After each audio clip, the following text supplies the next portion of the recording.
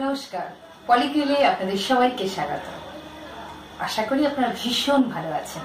মাছের পাতুরি বললে মনে আসে দুটো মাছের কথা, ইলিশ, ভেটকি। কোনটা যে বেশি ভালো সেই প্রশ্ন করলে বলতে পারবো না। তার চেয়ে চলুন বানিয়ে ফেলি ভেটকি মাছের পাতুরি।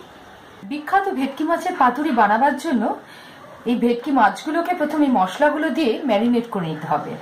নর্মালি ভেটকি মাছের ফিলে একটু পাতলা হয়, আমি পাতুরি বানাবার জন্য মাছগুলোকে একটু মোটা করে কেটে নিয়েছি।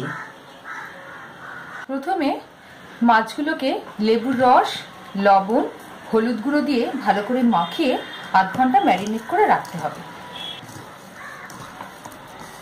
মাখানো হয়ে গেছে, এবার এগুলোকে আধ ঘন্টা রেখে দেবো। ফ্রিজে রাখার দরকার নেই, এমনি রাখলেই হবে। কলাপাতা ভাজ করতে গেলে ফেটে যায়, সেই জন্য একটু আগুনে সেকে নিলে নরম হয়ে যায়, তাহলে আর ভাজ করতে গেলে লিক হয়ে যায় না, মশলা বেরিয়েও যায় না। সিম আছে, এইভাবে দুটো সাইডই একটু হালকা করে সেকে নেবেন, কিন্তু পুড়িয়ে ফেলবেন না। 1 চামচ সাদা সর্ষে, 1 চামচ কালো সর্ষে, 1 চামচ পোস্ত নিলাম। এই তিনটেকে একসঙ্গে মিশিয়ে একটা পেস্ট বানিয়ে নিতে হবে বা বেটে নিতে হবে। এটা হচ্ছে পুরনো বাঙালি স্টাইলের শিলনোড়া। এতে মশলাপাতি পেশা বাটা এসব করা হতো।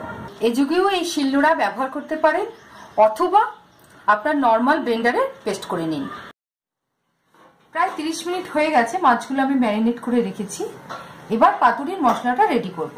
2 চামচ কুড়নো নারকোল, সর্ষে পোস্ত বাটা, কাঁচা লঙ্কা বাটা, যেরকম ঝাল আপনি চাইবেন, অল্প একটু হলুদ গুঁড়ো, স্বাদ মতো লবণ, কুচনো ধনে পাতা এবং পুদিনা পাতা, এটা আপনি দিতেও পারেন নাও দিতে পারেন।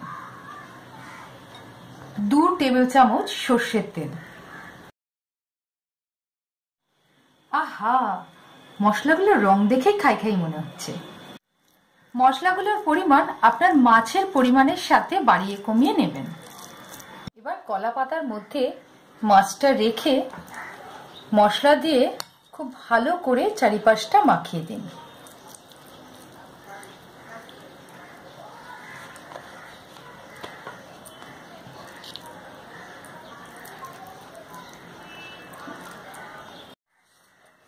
কলা পাতাটা দিয়ে ভালো করে চারিদিক ভালো করে মুড়িয়ে দিন, যাতে মশলা বেরিয়ে না যায়।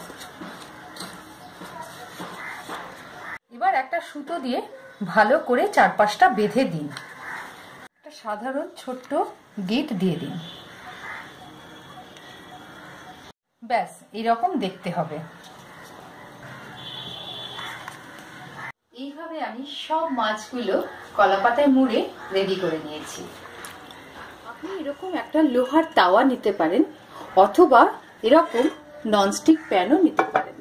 ননস্টিক প্যানে একটু সর্ষের তেল দিয়ে গ্রিস করে নিন। এবার কলাপাতায় মুড়ে রাখা মাছগুলো প্যানে দিয়ে দিন। ঢাকা দিয়ে সিম মাছে রান্না করুন যতক্ষণ না কলাপাতার গাগুলো পুড়ে যাচ্ছে, আর মাঝে মধ্যে উল্টে পাল্টে দিতে হবে। এবার একটু উল্টে পাল্টে নিতে হবে।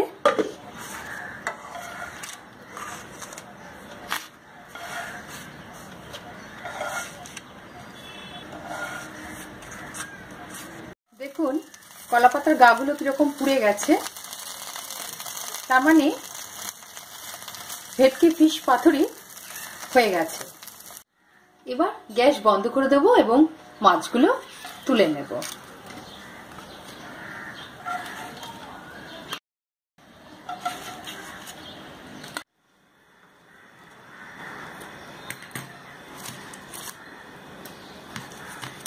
এবার মোড়ানো কলাপাতাগুলো খুলে নিচ্ছি।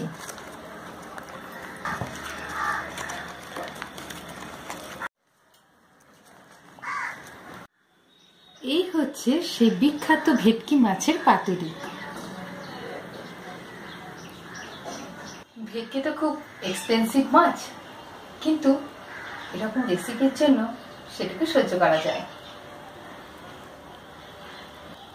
এরকম আরো বিভিন্ন সুস্বাদু মাছের রেসিপি পাওয়ার জন্য আমার ইউটিউব চ্যানেলকে সাবস্ক্রাইব করুন।